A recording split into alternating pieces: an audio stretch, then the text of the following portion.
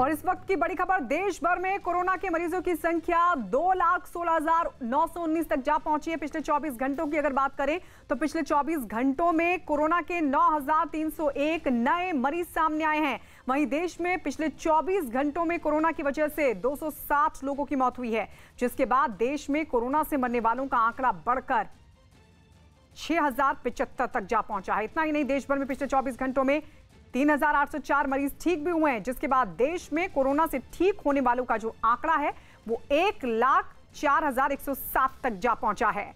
तो देश में कोरोना के 9,301 केस बढ़े हैं 24 घंटों का ये आंकड़ा। रवि सिंह हमारे सहयोगी जुड़ गए हैं। रवि, 24 घंटों का ये आंकड़ा। गायत्री, पहली बार ऐसा देखने को मिला है कि 24 घंटे में कोरोना के जो नए मामले हैं वो 9,000 पार हुए हैं।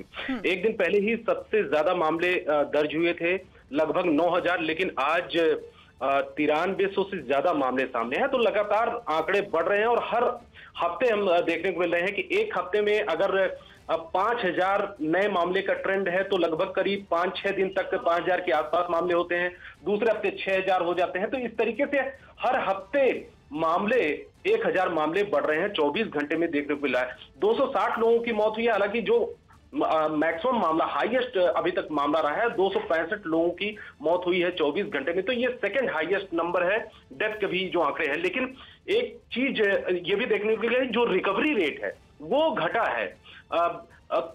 एक दिन पहले ही करीब 4,700 लोग ठीक हुए थे, लेकिन आज 3,800 लोग ठीक हुए हैं। तो रिकवरी रेट घटा है, ये बड़ी चिंता का विषय है। दिल्ली के पास फरीदाबाद में कुछ बदमाशों ने पुलिस के सामने एक मछली कारोबारी पर हमला कर दिया। बताया गया कि मछली कारोबारी ने कुछ लोगों पर नशे का कारोबार करने का आरोप लगाते हुए पुलिस में शिकायत की थी, जिससे नाराज आरोपियों ने उस पर हमला कर दिया। इस वारदात का एक वीडियो भी सामने आया, जिसमें 2 गाड़ियों में कुछ नकाबपोश आए और पुलिस के साथ बैठे एक आदमी पर डंडे लेकर टूट पड़े।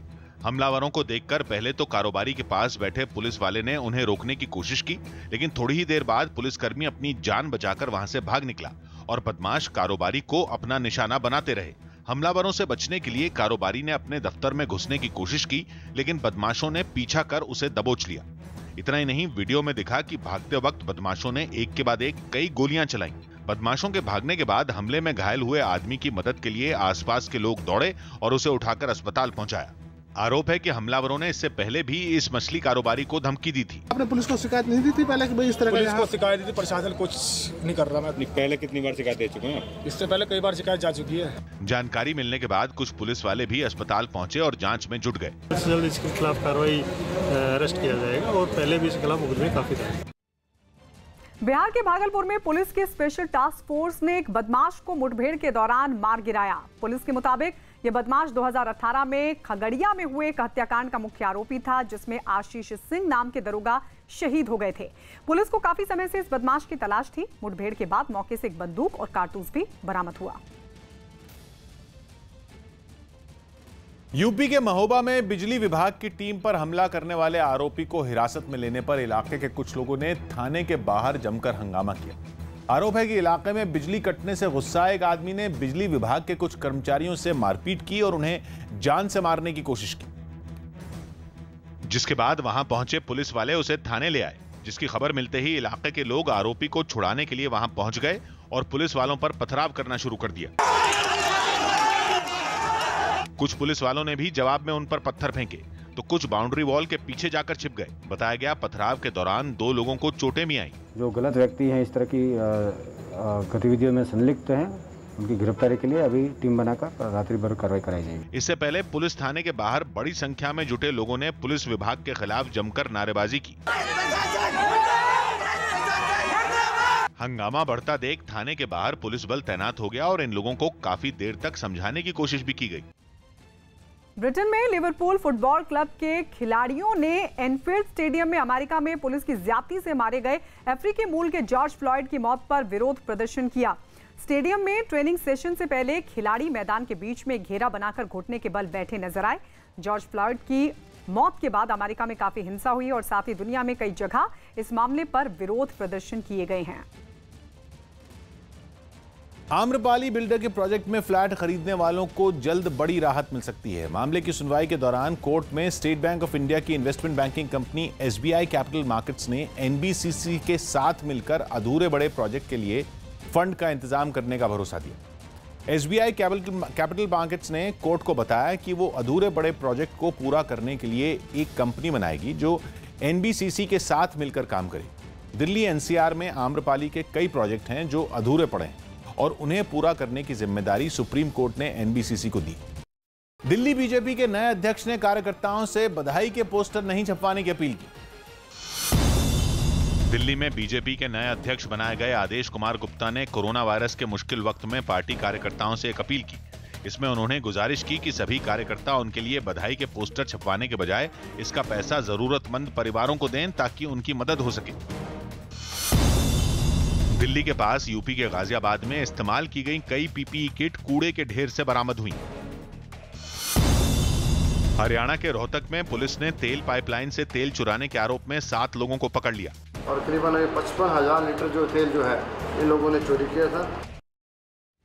दिल्ली में हाईवे पर एक चलती कार में आग लग गई। बताया जा रहा है कि शॉर्ट सर्किट की वजह से कार में ये आग लगी थी, जिसके बाद आग की भीषण लपटों ने पूरी गाड़ी को अपनी चपेट में ले लिया और उससे काला धुआं निकलने लगा। आग की वजह से निकल रहा तेज धुआं देखते ही देखते पूरे इलाके में फैल गया। इस दौरान वहां कुछ लोग वीडियो बनाते दिखे। बताया गया कि कार ड्राइवर जब तक गाड़ी से कूदा आग की चपेट में आकर झुलस गया था, जिसे वहां मौजूद लोगों ने अस्पताल पहुंचाया। गाड़ी में आग लग गई, वो बेचारा बंदा टॉपलेस हो गई, गाड़ी में कूद के कूदा इसमें से, थोड़ा जल गया, वो 3 वगैरह जल गए, हाथ वगैरह जल गए। हालांकि जानकारी मिलने पर दमकल की गाड़ी मौके पर पहुंची और आग बुझाने में जुट गई, लेकिन आग इतनी भयानक थी कि बुझने का नाम नहीं ले रही थी। दमकल कर्मी एक और आग बुझाते तो दूसरी तरफ लपटें उठने लगती। घंटों की मशक्कत के बाद आखिरकार इस आग को कंट्रोल किया गया। हालांकि जब तक आग बुझाई गई पूरी गाड़ी जलकर राख हो चुकी थी। ताइवान में टेस्ला की एक इलेक्ट्रिक कार सड़क पर पलटे हुए ट्रक से टकरा गई। बताया गया कि हादसे के वक्त कार के ड्राइवर ने उसे सेल्फ ड्राइविंग मोड पर डाल रखा था, यानी गाड़ी ड्राइवर के बजाय अपने आप चल रही थी। लेकिन ट्रक को सामने देखकर भी गाड़ी नहीं रुकी और वो सीधा उससे जाकर टकरा गई। इस हादसे की तस्वीरें भी सामने आईं, जिनमें हाईवे के किनारे एक ट्रक पलटा नजर आया। इस दौरान वहां से गुजरने वाली गाड़ियां ट्रक से बचकर निकलती नजर आईं। तभी टेस्ला की एक सेल्फ ड्राइविंग कार भी वहां आती दिखी, लेकिन ट्रक को सामने देखकर भी कार नहीं रुकी और वो सीधा ट्रक के अंदर घुस गई। कार की रफ्तार इतनी तेज थी कि टक्कर के बाद ट्रक भी कई फीट आगे खिसक गया। हादसे के बाद कार का अगला हिस्सा ट्रक के अंदर घुस गया। हालांकि इस हादसे में कार में मौजूद आदमी को कोई नुकसान नहीं पहुंचा। हिमाचल प्रदेश की राजधानी शिमला में बारिश होने के बाद तापमान गिर गया। बताया गया कि मूसलाधार बारिश होने की वजह से तापमान में करीब 5 डिग्री तक की गिरावट दर्ज की गई और बारिश के साथ ओले भी गिरे। लगातार ओले गिरने की वजह से थोड़ी ही देर में पूरी सड़क सफेद नजर आने लगी और उसके बाद हुई झमाझम बारिश में कई लोग छाता लिए दिखाई दिए। इस दौरान वहां से कई गाड़ियां भी गुजरी।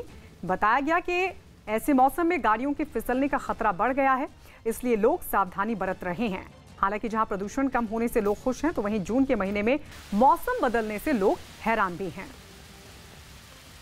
नेचर हमारा जो वेदर है बहुत चेंज आ रहा है। वेदर में पॉल्यूशन फ्री पूरा इन्वायरमेंट पड़ा है इस टाइम, और जो मौसम इस टाइम हमें इतना हिलस्टॉर्म देखने को नहीं मिलता था।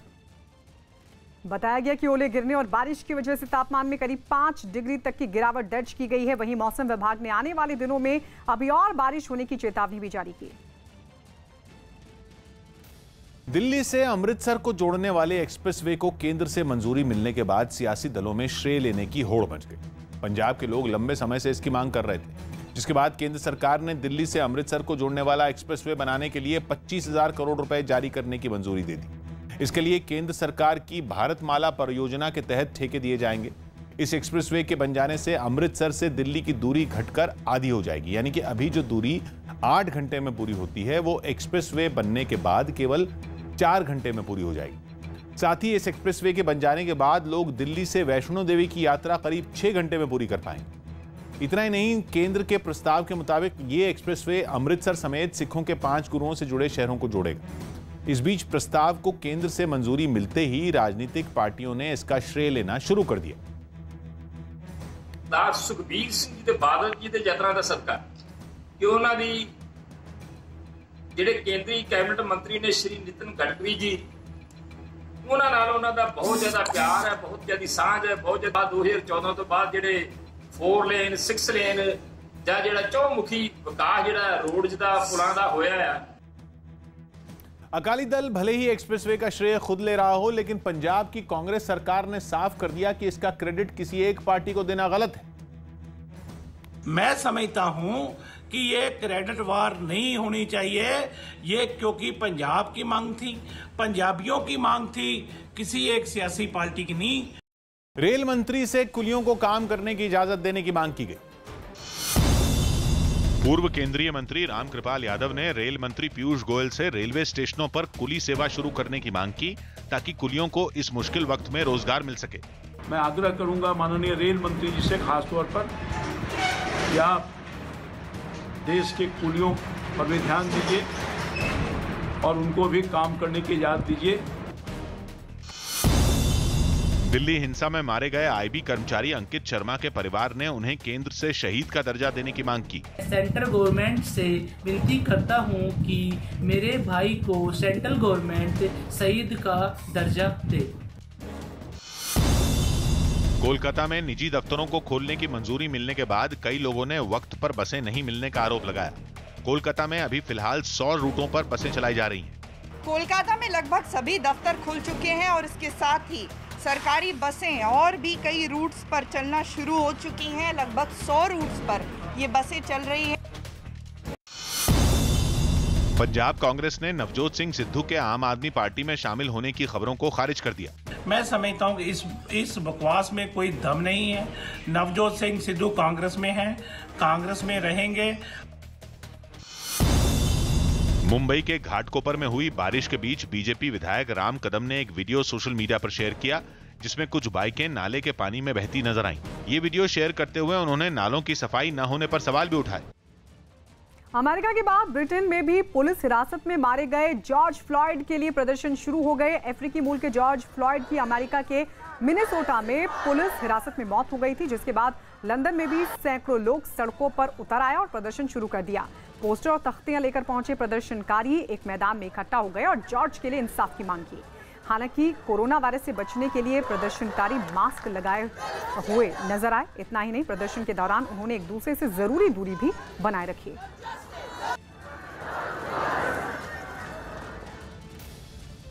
उत्तर प्रदेश के चंदौली के दीनदयाल उपाध्याय नगर में केंद्रीय मंत्री महेंद्र नाथ पांडे के लापता होने के पोस्टर लगाए गए। महेंद्र नाथ पांडे चंदौली से ही सांसद भी हैं। ऐसे में महेंद्र नाथ पांडे पर कोरोना वायरस जैसी महामारी के मुश्किल वक्त में अपने संसदीय क्षेत्र से गायब रहने का आरोप लगाते हुए पोस्टर लगे नजर आए। इतना ही नहीं, पोस्टरों में उनको ढूंढकर लाने वाले को 5100 रुपए का इनाम देने का ऐलान भी किया गया। पोस्टर लगाने वाले ने खुद को समाजवादी पार्टी का नेता बताया और सोशल मीडिया पर एक वीडियो जारी कर महेंद्र नाथ पांडे पर आरोप लगाए। सांसद जी ठीक तो हैं, सांसद जी का स्वास्थ्य ठीक है, तो सांसद जी जनता के बीच में क्यों नहीं आ रहे हैं? पोस्टर लगाने वाले ने समाजवादी पार्टी का नेता होने का दावा किया। ऐसे में बीजेपी ने अखिलेश यादव को निशाने पर ले लिया। हमें लगता है कि समाजवादी पार्टी के मुखिया श्री अखिलेश यादव जी ने अपने कार्यकर्ताओं पर नियंत्रण खो दिया है। इस बीच पुलिस के पास पोस्टर लगाने वाले के खिलाफ मानहानि का मामला दर्ज कराया गया है। गिरफ्तारी की जाएगी और गिरफ्तारी करने के बाद जो है उसके ऊपर गुंडा की भी कार्रवाई की जाएगी। जम्मू कश्मीर में अमरनाथ की पहली तस्वीर जारी की गई। आपको बता दें 23 जून से अमरनाथ यात्रा शुरू होनी है, लेकिन उससे पहले अमरनाथ की पहली तस्वीर दिखाई दी, जिसमें चारों तरफ बर्फ की मोटी परत नजर आई। गुफा के भीतर बर्फ का शिवलिंग भी दिखाई दिया। इसके अलावा आसपास के इलाके भी बर्फ से ढके नजर आए। हालांकि कोरोना की वजह से इस साल ये यात्रा होगी या फिर नहीं, इस पर अभी फैसला नहीं हुआ है। खबर है कि कोरोना के खतरे को देखते हुए इस यात्रा को सिर्फ 15 दिन के लिए करने का भी प्रस्ताव है। कोरोना संकट के बीच दिल्ली में शादी और दूसरे कार्यक्रमों में बैंड बजाने वाले लोग भी काफी परेशान दिखे। ऐसे हालात में उन्होंने दिल्ली सरकार से मदद करने की अपील की, क्योंकि कोरोना के डर से किसी भी कार्यक्रम को बड़े पैमाने पर करने पर रोक है, जिसका असर बैंड बजाने वालों पर भी पड़ा है और वो खाली बैठने को मजबूर हो गए। अक्सर जिनकी धुनों पर आप शादियों में थिरका करते थे, आज वो इस तरीके से स्टोर में बंद पड़े हैं। इनको इंतजार है उस दिन का जब कोरोना जैसी बीमारी खत्म हो जाएगी मार्च, अप्रैल और मई के महीने में इन लोगों के पास जरा भी फुर्सत नहीं होती थी, लेकिन इस बार बैंड बजाने वाले ज्यादातर लोग लॉकडाउन के दौरान अपने गांव लौट गए। इतना ही नहीं, इन लोगों ने दावा किया कि महामारी की वजह से पुरानी बुकिंग भी कैंसिल हो गई, जिससे उन्हें दोहरी मार झेलनी पड़ रही है। हमारा जो बैंड का और बारातों का कारोबार जो बिल्कुल बंद हो रहा है। कोरोना से बुरी तरह जूझने के बाद इटली में अब जिंदगी तेजी से पटरी पर लौट रही है। इटली में कोरोना के ज्यादातर मरीज ठीक हो चुके हैं, जबकि नए मरीजों की तादाद भी काफी कम हुई है। ऐसे में रोम के साथ वेनिस को भी टूरिज्म के लिए खोल दिया गया। छूट मिलने के बाद वहां कई लोग घूमते नजर आए। कुछ लोग वहां की ऐतिहासिक इमारतों के बाहर फोटो खिंचवाते हुए भी दिखाई दिए। कोरोना की वजह से वेनिस बिल्कुल वीरान हो गया था, लेकिन करीब 3 महीने बाद अब वहां दोबारा चहल पहल नजर आ रही है। दिल्ली हिंसा के दौरान आईबी कर्मचारी अंकित शर्मा की हत्या के मामले में क्राइम ब्रांच ने कोर्ट में चार्जशीट दायर कर दी। चार्जशीट में अंकित शर्मा की हत्या के मामले में आम आदमी पार्टी के निलंबित पार्षद ताहिर हुसैन समेत 10 लोगों को आरोपी बनाया गया। पुलिस ने बताया कि हत्या के बाद अंकित शर्मा के शव को नाले में फेंकते वक्त एक आदमी ने वीडियो रिकॉर्ड कर लिया था और आरोप है कि अंकित शर्मा की हत्या जिन लोगों ने की उनकी अगुवाई ताहिर हुसैन ही कर रहा था। साथ ही चार्जशीट में अंकित शर्मा की हत्या में इस्तेमाल हुए 2 चाकू भी बरामद करने का दावा किया गया। बताया गया कि अंकित की हत्या के मुख्य आरोपी सलमान की फोन पर हुई बातचीत को भी पुलिस ने सबूत के तौर पर कोर्ट में पेश किया। कोर्ट में दायर की गई इस चार्जशीट पर 16 जून को सुनवाई होगी। वेस्टइंडीज के 3 खिलाड़ियों ने इंग्लैंड जाने से मना कर दिया। खबर है कि वेस्टइंडीज के 3 खिलाड़ियों ने टेस्ट सीरीज के लिए इंग्लैंड जाने से मना कर दिया। हाल ही में दोनों देशों के क्रिकेट बोर्ड कोरोना वायरस संकट में भी ये क्रिकेट सीरीज खेलने पर राजी हुए थे। मध्य प्रदेश के बैतूल में लोगों ने एक पुराने शिव मंदिर का नाम कोरोना महादेव रख दिया। लोगों का मानना है कि महाकाल की कृपा से बैतूल में उनके कस्बे में कोरोना वायरस ज्यादा असर नहीं दिखा पाया। हमारे मन में एक विचार आया, कोरोना वाले महादेव के नाम से यहाँ स्थापना की जाए ताकि बैतूल जिले को संक्रमण से मुक्त रखा जाए। मुंबई एयरपोर्ट पर एक बड़ा हादसा उस वक्त टल गया जब लैंडिंग के दौरान एक कार्गो विमान रनवे से आगे निकल गया। हरियाणा में सोनीपत के गोहाना में पुलिस ने छापेमारी कर नकली शराब बनाने के आरोप में 6 लोगों को पकड़ लिया। नकली शराब बनाने की फैक्ट्री का पता लगा था उनको, उन्होंने को पकड़ा है और यहाँ पे नकली शराब बनाने का सामान मिला है और 6 आदमी राउंड अप किए उन्होंने। यूपी के मुख्यमंत्री योगी आदित्यनाथ ने कोरोना से जंग के लिए अपना सरकारी विमान स्वास्थ्य विभाग को सौंप दिया है। जल्द ही यह विमान गोवा से कोरोना की जांच में इस्तेमाल होने वाली किट और कुछ मशीनें लेकर लौटेगा। जानकारी के मुताबिक 9 जून को मुख्यमंत्री का विमान गोवा भेजा जाएगा। इससे पहले 1 जून को भी सीएम का विमान गोवा भेजा गया था, जहां से 21 मशीनें राज्य में लाई गई थी। इटली की राजधानी रोम में कोरोना संकट के बीच 74वां गणतंत्र दिवस मनाया गया। हालांकि इस महामारी की वजह से वहां कई कार्यक्रम रद्द कर दिए गए, लेकिन वायुसेना के विमानों ने गणतंत्र दिवस पर अपना जलवा दिखाया। एक साथ कई विमानों ने उड़ान भरी और आसमान में करतब दिखाए। इसके अलावा रंगीन धुएं से उन्होंने अपने देश का झंडा भी बनाया। इस मौके पर राष्ट्रपति और प्रधानमंत्री के साथ बड़े नेता भी मौजूद रहे। राष्ट्रपति ने कोरोना की वजह से जान गंवाने वाले लोगों को श्रद्धांजलि दी। इस दौरान सभी के चेहरों पर मास्क दिखाई दिए और सभी एक दूसरे से दूरी बनाकर खड़े रहे।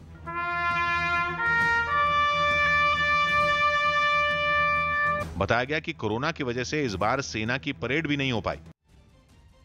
हरियाणा के गोहान में पुलिस ने नकली शराब बनाने वाली एक फैक्ट्री पर छापेमारी कर उसे सील कर दिया। साथ ही नकली शराब बनाने के आरोप में 6 लोगों को भी गिरफ्तार किया गया है। उनसे भारी मात्रा में नकली शराब बरामद की गई है। फैक्ट्री के अंदर नकली शराब की बोतलें पेटियों में बंद करके रखी गई थी, जिन्हें पुलिस ने अपने कब्जे में लेकर सील किया। इसके अलावा वहां जमीन पर कई नामी ब्रांड की शराब की पेटियां भी नजर आईं। नकली शराब बनाने के लिए जिन बड़े ड्रमों का इस्तेमाल किया जाता था, उन्हें भी पुलिस अपने साथ ले गई।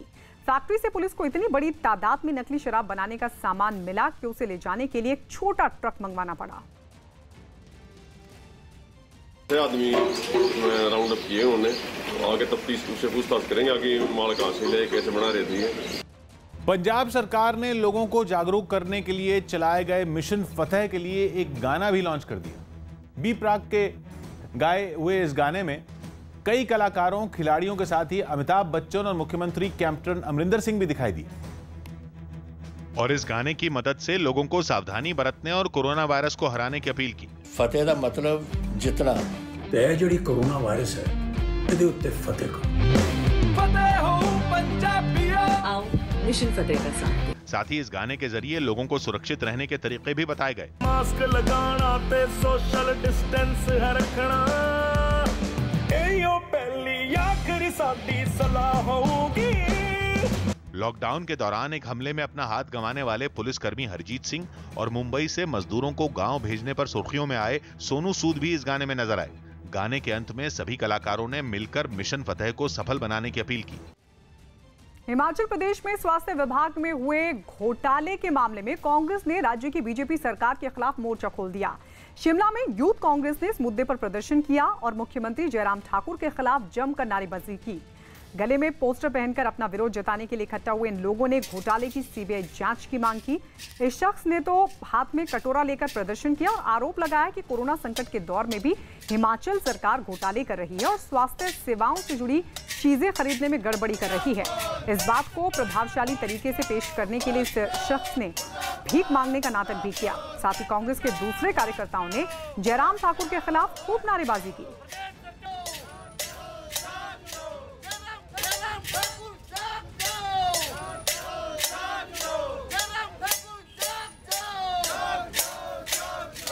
देहरादून में इंडियन इंस्टीट्यूट ऑफ पेट्रोलियम ने 7 हफ्तों के रिकॉर्ड समय में कोरोना जांच के लिए एक लैब तैयार कर ली। बताया गया इस लैब में रोजाना 100 से ज्यादा टेस्ट किए जा सकेंगे, जिसके लिए सभी तैयारियां भी पूरी कर ली गईं और सारे इंतजाम होने के बाद अधिकारियों ने इस लैब का उद्घाटन किया। इस लैब को इस तरह से बनाया गया कि आसपास काम करने वाले लोगों को कोई खतरा न हो। इसके अंदर कोविड-19 के जो सैंपल्स हैं टेस्ट किए जाएंगे पूरी सतर्कता से। ऐसे बनाया गया कि कंटेनमेंट जोन है, इसके बाहर कोई इन्फेक्शन का रिस्क नहीं रहेगा।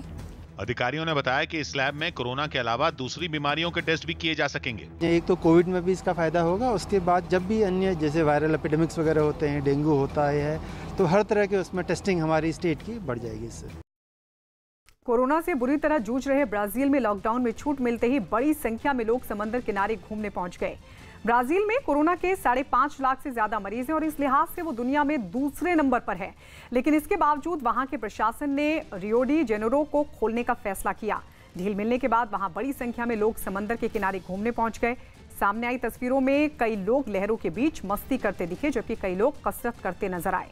छूट मिलने के बाद वहां दुकानों और रेस्टोरेंट को भी खोल दिया गया। बंगाल के दुर्गापुर में एक मंदिर में लोगों की भीड़ जुट गई। हालांकि मंदिर में एक बार में 10 से ज्यादा लोगों को जाने की इजाजत नहीं है, लेकिन मंदिर पहुंचे लोगों ने नियमों का पालन नहीं किया। और अनलॉक 1 में मंदिर खोलने की छूट मिलने के बाद वहां दर्शन करने वालों की लंबी कतार लग गई। इस दौरान लोग सोशल डिस्टेंसिंग के नियमों की धज्जियां उड़ाते नजर आए। इतना ही नहीं, वहां मौजूद कुछ ही लोग मास्क लगाए दिखे तो ज्यादातर लोगों ने बिना मास्क के ही दर्शन किए। मंदिर में पूजा करने बुजुर्ग और बच्चे भी आए थे, जिन्होंने बिल्कुल सावधानी नहीं बरती। हालांकि सरकार की ओर से जारी दिशा निर्देशों में बताया गया था कि मंदिर के अंदर एक बार में 10 से ज्यादा लोगों को जाने की इजाजत नहीं, लेकिन फिर भी कोरोना के इस मुश्किल वक्त में भीड़ लगाकर लोग खतरा मोल ले रहे हैं। आम आदमी पार्टी ने दिल्ली के आरएमएल अस्पताल में कोरोना की जांच के तरीके पर उठाए हैं सवाल। आम आदमी पार्टी के राघव चड्ढा ने दावा किया कि अस्पताल ने 30 लोगों को कोरोना पॉजिटिव बताया, जबकि दिल्ली सरकार की जांच में 30 में 12 मरीजों की रिपोर्ट नेगेटिव निकली। गलत जानकारी देने के आरोप में आम आदमी पार्टी ने आरएमएल अस्पताल पर कार्रवाई की मांग उठाई। राम मनोहर लोहिया अस्पताल में जो टेस्ट किए गए, जांच किए गए, उसके कुछ सैंपल उठाकर दिल्ली सरकार द्वारा रीटेस्ट कराया गया, यानी कि फिर से उन सैंपल्स पे जांच कराई गई। 30 सैंपल्स जिसको राम मनोहर लोहिया अस्पताल ने पॉजिटिव घोषित किया था, उसमें से 12 सैंपल नेगेटिव पाए गए। दिल्ली सरकार से दरख्वास्त करना चाहता हूं कि कृपया कर राम मनोहर लोहिया अस्पताल के खिलाफ एक्शन लिया जाए। कोरोना संकट के बीच अनलॉक 1 में कुछ छूट मिलते ही दिल्ली में एक बार फिर नागरिकता कानून और एनआरसी के खिलाफ विरोध प्रदर्शन की आशंका बढ़ गई है। पुलिस को मिले अलर्ट में पता चला कि दिल्ली में एक बार फिर नागरिकता कानून और एनआरसी के विरोध में लोग सड़क पर उतर सकते हैं, जिसके बाद राजधानी के सभी जिलों के डीसीपी को अलर्ट जारी कर दिया गया। साथ ही सभी डीसीपी को अपने इलाकों में सुरक्षा कड़ी करने के निर्देश भी दिए गए। इतना ही नहीं, प्रदर्शनकारियों से निपटने के लिए कुछ थानों में अर्धसैनिक बल भी तैनात कर दिए गए, जबकि शाहीन बाग और उसके आसपास के इलाकों में भी सुरक्षा घेरा मजबूत कर दिया गया।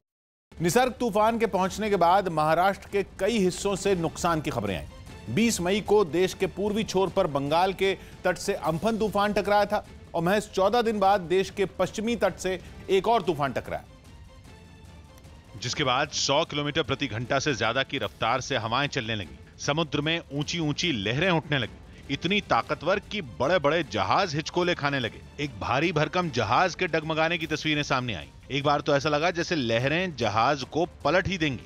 तेज हवाओं से कच्ची और कमजोर इमारतों को सबसे ज्यादा नुकसान पहुंचा। रत्नागिरी में बनी एक इमारत की टीन की छत तूफान के आते ही हिलने लगी। लोहे के टुकड़ों से मजबूती से दीवारों से जुड़ी छत एक झटके में अलग हो गई। रायगढ़ से भी एक ऊंची इमारत की छत के कुछ इसी तरह से उड़ने की तस्वीरें सामने आई। टिन की छत पूरी तरह से उखड़कर इमारत की पिछली तरफ गिर गई। एक और इमारत की टिन की बनी छत का हिस्सा उखड़कर हवा में उड़ा और पास के दूसरे मकानों की छत पर गिरा। तूफान की ताकत का अंदाजा कुछ और तस्वीरों से लगाया जा सकता है। एक टिन की छत के नीचे लोहे का भारी भरकम जाल बिछा था, लेकिन तेज हवाओं के आगे छत फिर भी नहीं टिक पाई। इसी तरह की तस्वीरें रायगढ़ और मुंबई के कई हिस्सों से सामने आईं। रायगढ़ में तूफान सबसे ज्यादा ताकत के साथ पहुंचा, इसीलिए हवाएं इतनी तेज चलने लगी कि सामने कुछ भी नहीं टिका। तूफान के एक ऐसे ही वीडियो में सड़क पर खड़ी 2 मोटरसाइकिलें गिरती दिखीं। पहले एक मोटरसाइकिल गिरी, फिर सड़क के दूसरी ओर से कोई भारी भरकम सामान उड़ता हुआ आया और अगले ही पल दूसरी मोटरसाइकिल भी गिर गई। हालांकि तूफान के सटीक अनुमान की वजह से बड़े नुकसान को टाला भी गया। अरब सागर से उठा ये चक्रवाती तूफान महाराष्ट्र के रायगढ़ जिले के अलीबाग से टकराया है, जिसकी वजह से पूरे रायगढ़ जिले में इसका सबसे ज्यादा असर हुआ। हवाओं की रफ्तार 130 किलोमीटर प्रति घंटा तक रिकॉर्ड की गई। इसके अलावा रत्नागिरी, सिंधुदुर्ग और पुणे में भी तूफान का अच्छा खासा असर देखने को मिला, जबकि मुंबई में भी तूफान की वजह से भारी नुकसान हुआ। कच्ची इमारतें, भारी भरकम पेड़ और खंभे सड़कों पर गिर गए। पहले से तूफान की ताकत का अंदाजा लगा लिया गया था, इसलिए समुद्र के किनारों पर रहने वाले लोगों को महफूज जगहों तक पहुंचा दिया गया था। राज्य के अलग अलग जिलों के करीब 1 लाख लोगों को सरकारी एजेंसियों ने सुरक्षित जगहों पर पहुंचाया और तूफान से होने वाले नुकसान से निपटने के लिए एनडीआरएफ, एसडीआरएफ, कोस्ट गार्ड और सेना की टीमों की तैनाती कर दी गई। हालांकि तूफान की वजह से जान के नुकसान की खबर नहीं आई। राहत और बचाव के काम में लगी एजेंसियों ने हजारों लोगों को पहले ही सुरक्षित जगहों पर पहुंचा दिया था। मुंबई के लोगों को पिछले 125 साल से किसी चक्रवाती तूफान की चेतावनी नहीं दी गई थी। इसीलिए मुंबई की एजेंसियों ने तैयारी में कोई कसर नहीं छोड़ी। लेकिन सबसे ज्यादा नुकसान मुंबई में पेड़ों और खंभों के गिरने से हुआ। कफ परेड इलाके का एक वीडियो सामने आया, जिसमें भारी भरकम पेड़ गाड़ियों पर गिरे दिखे। सड़क किनारे बने कुछ चबूतरे और उन पर लगी रेलिंग भी तूफान को झेल नहीं पाई। मुंबई के कई हिस्सों से ऐसी ही तस्वीरें आईं। कहीं सड़क पर खड़ी टैक्सी, कहीं कारें, तो कहीं किसी और गाड़ी के ऊपर पेड़ गिर गए। हालांकि समुद्र तट के पास रहने वालों को पहले ही सुरक्षित जगहों पर पहुंचा दिया गया था। बीएमसी की टीमें माइक और पीए सिस्टम लेकर समुद्र तटों के पास पहुंची और लोगों को खतरे की खबर दी। आपकी जान का खतरा दे, वो नीचे चले जाए ताकि आपकी जान बची रहे। लोगों को पहले ही घरों के अंदर रहने को कह दिया गया था, इसलिए सड़कें पूरी तरह खाली दिखने लगी। लेकिन हालात पर नजर रखने के लिए बीएमसी ने एक खास कंट्रोल रूम तैयार किया। जहां पर मुश्किल बढ़ सकती है, ऐसे इलाकों में सीसीटीवी माध्यम से यहां पर स्क्रीन पर जो है वो मुंबई बीएमसी नज़र बनाए रखे हुए है, क्योंकि आने वाले 48 घंटे मुंबई करों के लिए बहुत ही मुश्किल भरे साबित हो सकते हैं। हम आपको दिखा दें कि ये मुंबई का कंट्रोल रूम है। मुंबई में सड़कों के किनारे बने कई स्टॉल भी पेड़ों के नीचे आकर टूट गए। हालांकि मुंबई में पहुंचे तूफान को इतिहास की एक बड़ी घटना के तौर पर देखा जा रहा है। बताया जाता है कि आखिरी बार मुंबई में तूफान 1882 में यानी 138 साल पहले आया था और उस वक्त आए तूफान की वजह से 1 लाख से ज्यादा लोगों की मौत हो गई। लेकिन 1882 के बाद मुंबई में कोई तूफान नहीं पहुंचा। हालांकि तूफान को आधिकारिक रिकॉर्ड रखा जाना 1891 में शुरू हुआ, इसलिए कई लोग 1882 में आए तूफान की बात से भी सहमत नहीं है और मानते हैं कि मुंबई में पहुंचा ये इतिहास का पहला तूफान चक्रवाती। मौसम विज्ञान से जुड़े लोग मानते हैं कि अरब सागर में उठने वाले तूफान आमतौर पर भारत की कोस्टल लाइन यानी समुद्र तट से लगने वाले इलाकों को छोड़ते हुए उत्तर दिशा की तरफ आगे बढ़ जाते हैं, यानी केरल, कर्नाटक, गोवा और महाराष्ट्र के समुद्र तट को छोड़ते हुए गुजरात की तरफ या फिर पाकिस्तान की तरफ निकल जाते हैं। लेकिन महाराष्ट्र के समुद्र तट की तरफ निसर्ग तूफान का बढ़ना, या यूं कहा जाए कि पहली बार किसी तूफान का महाराष्ट्र के तट की तरफ बढ़ना एक बड़े खतरे की तरफ इशारा है, क्योंकि मौसम वैज्ञानिक इसे जलवायु परिवर्तन की वजह से आए बदलाव का असर मान रहे हैं। अगर ऐसा है तो भविष्य में भी अरब सागर से उठने वाले तूफान देश के पश्चिमी घाटों की तरफ पहुंच सकते हैं, जिनसे बड़ा नुकसान भी हो सकता है। निसर्ग तूफान अलीबाग से टकराया, इसलिए सबसे ज्यादा तूफान का असर भी अलीबाग समेत पूरे रायगढ़ में सबसे ज्यादा हुआ। न्यूज़ 18 की टीम तूफान के वक्त ठीक समुद्र किनारे पर मौजूद रही और तूफान की हर तस्वीर देश तक पहुंचाती रही। तूफान के वक्त तेज बारिश के साथ 100 किलोमीटर प्रति घंटा से भी तेज रफ्तार से हवाएं चलती रहीं। तकरीबन 130 से 140 किलोमीटर की हवाएं इस वक्त चल रही हैं। तबाही का आलम आपको साफ तौर पे दिखाई पड़ेगा कि होटल जो है वो धाराशाही होकर न केवल गिरे हुए हैं बल्कि पूरी तरह से तबाह हो चुके हैं। अलीबाग में सबसे ज्यादा नुकसान का पहले ही अनुमान